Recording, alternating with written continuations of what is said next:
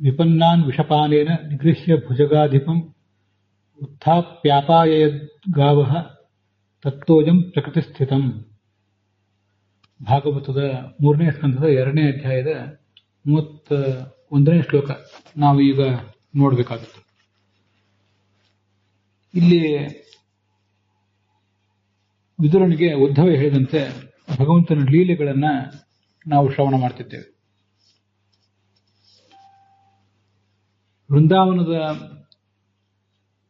ಪರಿಸರಕ್ಕೆ ಕಂಟಕನಾಗಿದ್ದಂಥ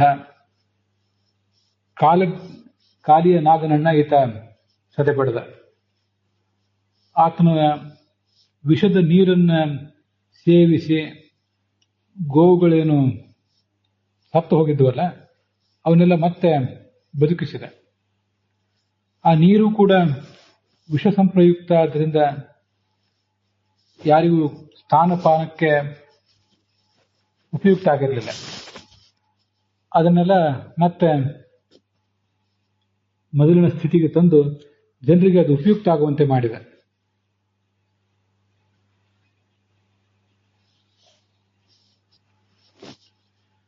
ನಂದಗೋಪನಲ್ಲಿ ದೊಡ್ಡ ಪ್ರಮಾಣದ ಸಂಪತ್ತಿತ್ತು. ಅದಕ್ಕೊಂದು ಸದ್ವಿನಿಯೋಗವೂ ಆಗಬೇಕಿತ್ತು. ಅವನ ಮೂಲಕ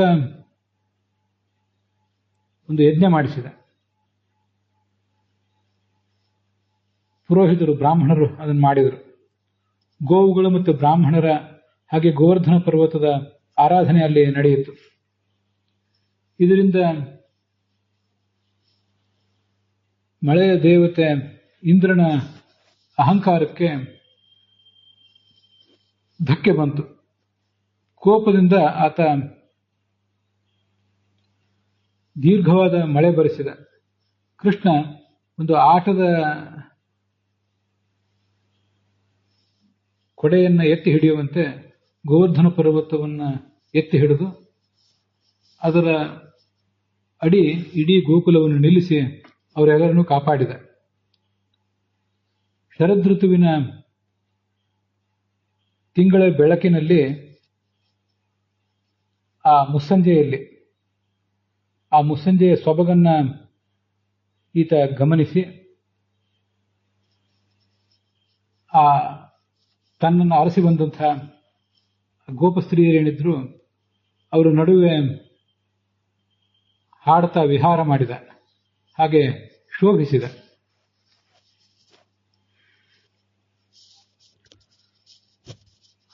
ಕಾಳಿಯ ನಾಗನ ವಿಷದ ದಾಳಿಗೆ ಸಿಕ್ಕು ಈ ಗೋವುಗಳೆಲ್ಲ ಮೃತಪ್ರಾಯ ಆಗಿದ್ದವು, ಸತ್ತಿರಲಿಲ್ಲ, ಸತ್ತಂತೆ ಆಗಿದ್ದವು ಅಂತ ಅರ್ಥ ಹೇಳ್ತಾರೆ ವಿಜಯಧ್ವಜರು.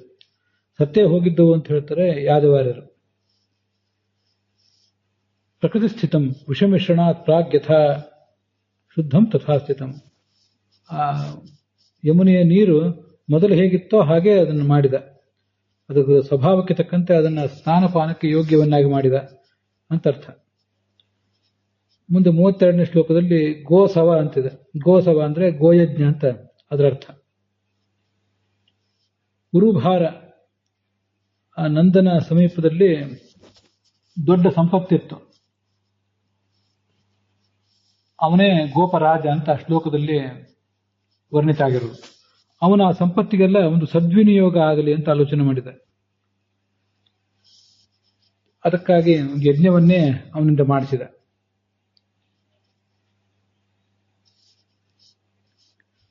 ಗೋಸವ ಅಂತೇನಿದೆ ಅಲ್ಲಿ ಗೋ ಅಂದ್ರೆ ಕೇವಲ ಗೋಯಜ್ಞ ಅಂತ ಇಷ್ಟೇ ಅರ್ಥ ಅಲ್ಲ, ಹೊರತು ಗೋ ಬ್ರಾಹ್ಮಣ ಇತ್ಯಾದಿಗಳ ಯಜ್ಞ ಅಂತ ಅರ್ಥ ಇಟ್ಕೋಬೇಕು ಅಂತ ಹೇಳ್ತಾರೆ ಯಾದವಾರ್ಯರು.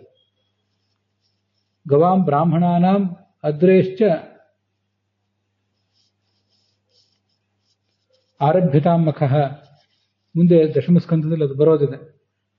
ಗೋವುಗಳಿಗೆ, ಬ್ರಾಹ್ಮಣರಿಗೆ, ಹಾಗೆ ಈ ಪರ್ವತಕ್ಕೆ ಸಂಬಂಧಪಟ್ಟ ಈ ಯಜ್ಞ ಇದು ನಡೆಯಲಿ ಅಂತ.